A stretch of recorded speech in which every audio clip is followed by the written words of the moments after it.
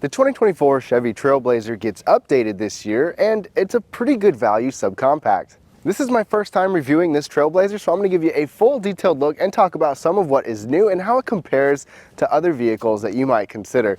Let's go ahead and take a look at the exterior, the interior, and get it out on the road for a test drive. Let's get started.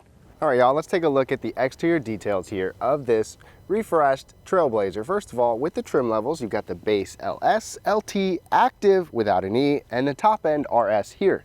So starting right up front, you're gonna get this nice Chevy grille. The RS models are typically like a sporty model from Chevy, and you've got this gloss black up here. Things look pretty slick and pretty sharp. You kind of have the bigger Blazer look with this type of headlight design, the split overall light. So you're gonna get a signature LED headlight here with that LED daytime running light on the upper trims, and LED headlights are gonna be standard on every single model. Now this particular model is in Summit White, and we have the black roof. The Blazer gives you some different color options, even the two-tone option like that.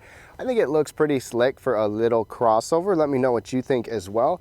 One thing that's new is the RS now gets these 19-inch wheels. So these are big wheels for a little crossover like this. The rest of them will get 17-inch wheels though. One quick note for those of you in cold climates, the base model does not have heated mirrors, the rest will. Dimensionally, this is 173 inches long, so it is definitely small and compact. That's why it's in the subcompact class.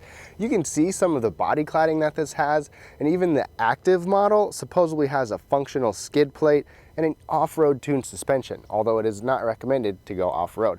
Another thing is everything but the base will give you crossbars right here, or roof rails where you can add crossbars, throw some gear up top, which is always nice. Another thing, you're gonna get LED taillights on the top couple of trims. It's always good to see, even an LED blinker, which is red right here. We've got black Trailblazer writing with the all-wheel drive, and you'll get a dual exhaust outlet on those top couple of trims too.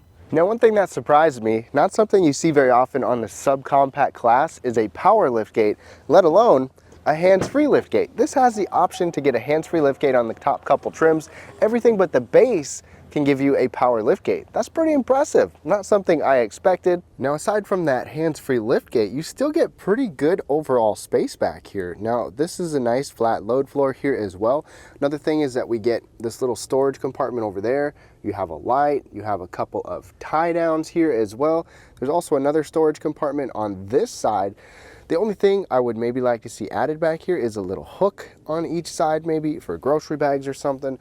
The other cool thing is under this floor, you have a spare tire, standard, and extra room for storage. And you can also take this floor and you can lower it down.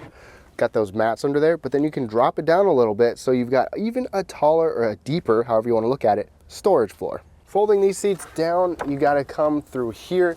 There's no lever, which is not an expectation in this class. But even with my seat there, the headrest does not hit, and you've got 54 cubic feet. If you have the cargo floor up, it's nice and flat with that second row. So this is a very functional and nice cargo area. Now with our key fob, very familiar General Motors key fob, we even get remote start on these top couple of trims. And the smart key system is on everything except that base model. But the base model, I think, still gets push button start. So this button is what locks it or unlocks it. That's the way it works. There's no sensor in the back. And these front seats will vary a little bit. You'll get cloth manual adjustable seats on the lower trims. You can get synthetic seats also, which we have right here. Even the option to get power adjustable seats on some of the lower trims too.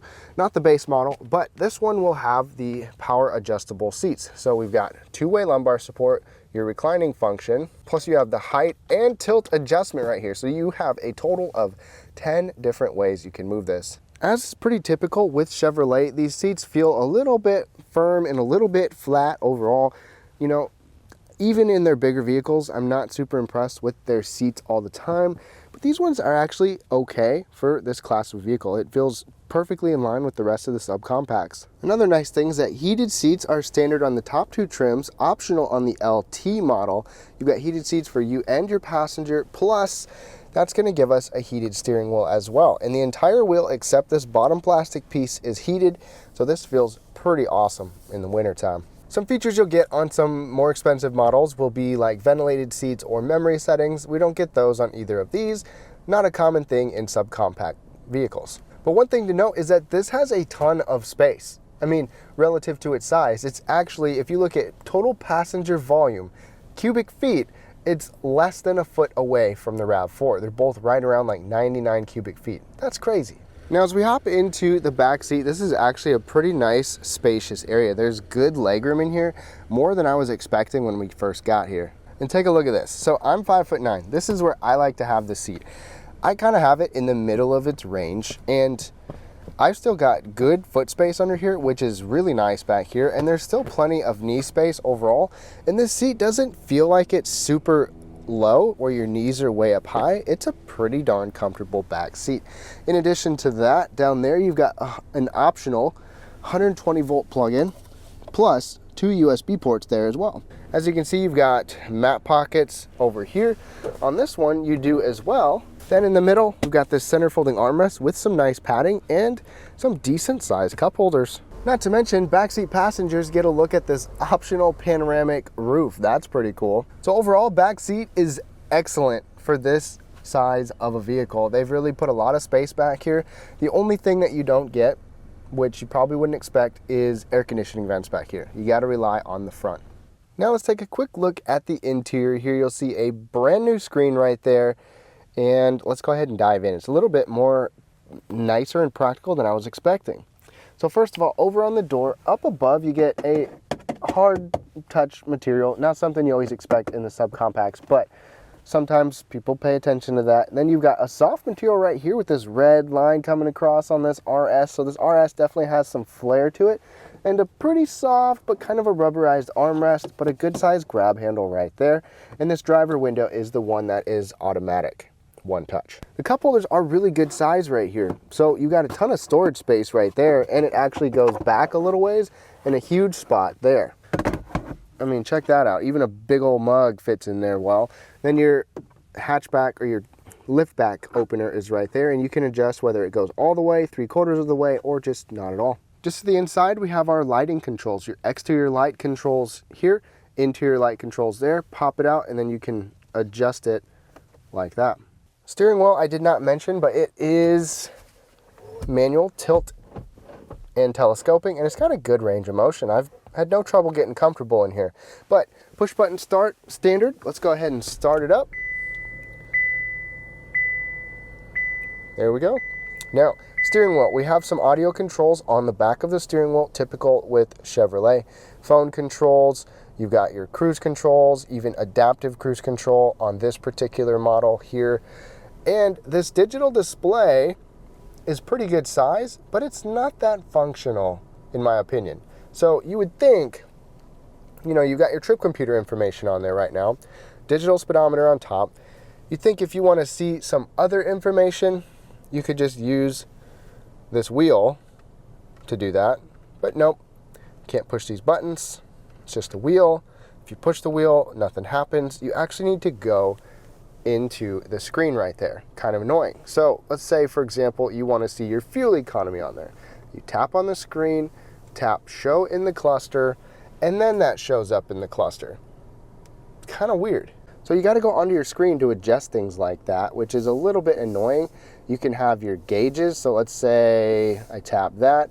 I want to show the battery voltage in the cluster, and then you just have a big giant battery voltage thing right there. Not what I was expecting. You can control music on here, so you can click on that, and then you can use that wheel to scroll through these things, but it's just not as intuitive, and it's kind of a waste of a nice big digital display if you ask me. But as we come over to this bigger display, we now have an 11-inch touchscreen. You still get a little tiny volume knob, power knob over here, and you've got wireless Apple CarPlay and Android Auto. That's standard on every single model. So this is pretty nice.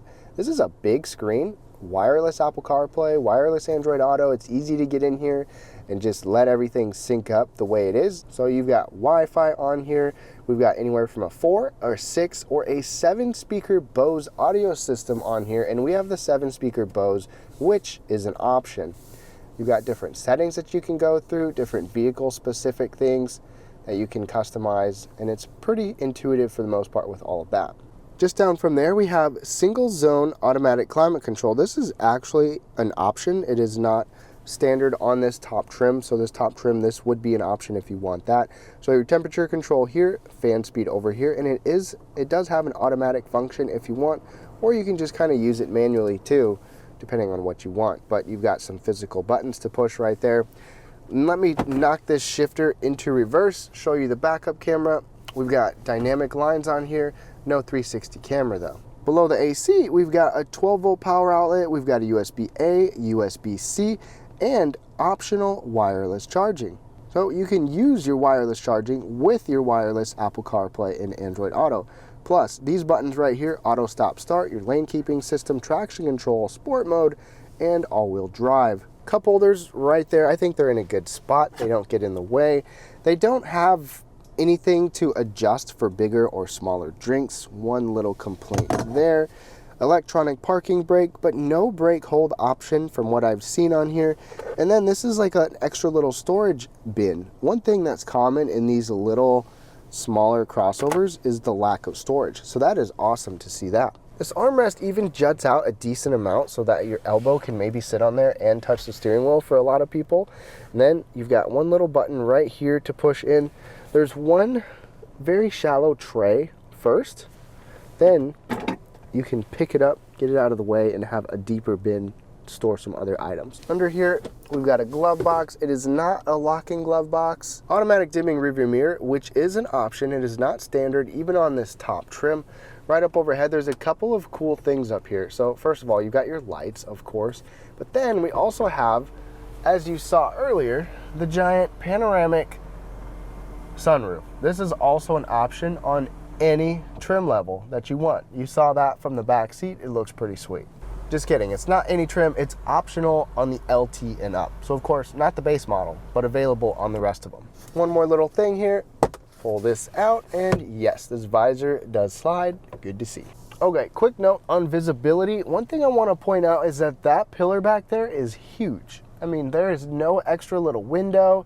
It's a massive pillar, but you can get blind spot monitoring on here and adjust your mirrors accordingly.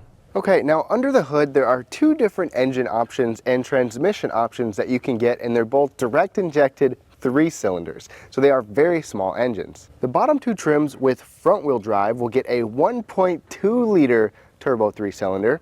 The rest of them, or anything with all-wheel drive, will get a 1.3 liter, both tiny engines. But that 1.3 liter is going to give you 155 horsepower, 174 pound-feet of torque, and you're going to get a 9-speed automatic with all-wheel drive, or you'll get a CVT with front-wheel drive. It's actually not all that efficient. The 1.2 gets up to 31 miles per gallon on the highway, and the 1.3, surprisingly the bigger one and more powerful one, gets up to 33 miles per gallon. If you look at a couple bigger vehicles in a different class that have more power, like top-selling CR-V and RAV4, they can get 34 or 35 miles per gallon. So getting a smaller crossover like this isn't always meaning that you're gonna get the most efficient version. All right, y'all, we are now behind the wheel of this Chevy Trailblazer. Obviously, if you haven't figured out, the Trailblazer is no longer a big 3-row, it's just a little tiny 2-row. And I'm sure you're probably curious, what are these little 1.2 and 1.3 liter engines like if you pay attention to that kind of stuff? And we'll get on it here in a little bit. We'll talk about that. Obviously, you heard that they're not as efficient as they probably should be considering how small they are, but that doesn't necessarily mean that they're bad at driving or not as fun. Now, there's a couple different variations. We have the top end 1.3 liter with a 9-speed automatic. You can get a CVT transmission or a 1.2 liter engine as well, and I don't have experience with either of those. But ergonomics wise in here, I like the big screen. It's pretty easy to touch. The AC controls are easy to use. You heard my complaints about the display. I wish that was different, but at least you have an option to turn off the auto stop start, because it is kind of an aggressive auto stop start system. And as we get going, there's really just one complaint that I have about this vehicle, and you might have just even heard it right there. This one has 19-inch wheels, and I think they're just too big for this vehicle, because you feel everything. When you get bigger wheels like this, you get lower profile tires, and you start to feel more of the bumps. And this is kind of a harsh ride in this RS model. Most of the vehicles in this class don't have excellent ride comfort, but this one I would say is on the lower end as far as its ride comfort. This particular RS model, I wouldn't be surprised if like the LS and the LT that have different setups are a little bit more comfortable, but I'm not sure. Maybe Chevrolet's going for a little more of a sporty ride, and I guess that's something to keep in mind. The active model actually has what they say is an off-road tuned suspension, and I'm not sure what that one's like. As far as driver assist features, you will get automatic emergency braking standard, forward collision alert, a lane keeping system standard as well. If you want adaptive cruise, you're gonna have to option up for that. Same thing with blind spot monitors. Now let's get pedal down, floored. Leave that Camaro in the dust. And this is actually a pretty punchy and responsive combo given the numbers that we have. This 9-speed has been very smooth and very quick. I've driven it on the highway, I've driven it in town, and it's always been a pretty responsive transmission. If I put it in sport mode, the little flag down there, pedal down, drops down. Now, too bad I can't even see what the RPMs are right here because this gauge cluster is annoying to adjust to. But a little bit more throttle. It's not bad trying to pass. Now, I won't say it's good and makes me confident trying to pass, but for what I was expecting, this is punchier and better to drive than I think a lot of you will expect. It's pretty nimble, pretty swift, and somewhat punchy with this turbo. The one positive to the turbo engine setup is that you get power pretty quickly. So like getting around town is really easy and pretty effortless. Obviously you will get more power in bigger vehicles and the next class up like the compact models, but this isn't bad at all. A little bit of pedal again, and we get going. The brakes are responsive, the adaptive cruise has worked well, and the road noise isn't too bad either. Another thing that this class really can be kind of weak on, but Chevrolet's done pretty good with this. So to wrap things up here, I think this Trailblazer drives nicer for the most part than what I was expecting or what I think some other people would expect, except this RS model has a harsh ride. Something to keep in mind, wanted to let you know about, but overall, gets around pretty easily.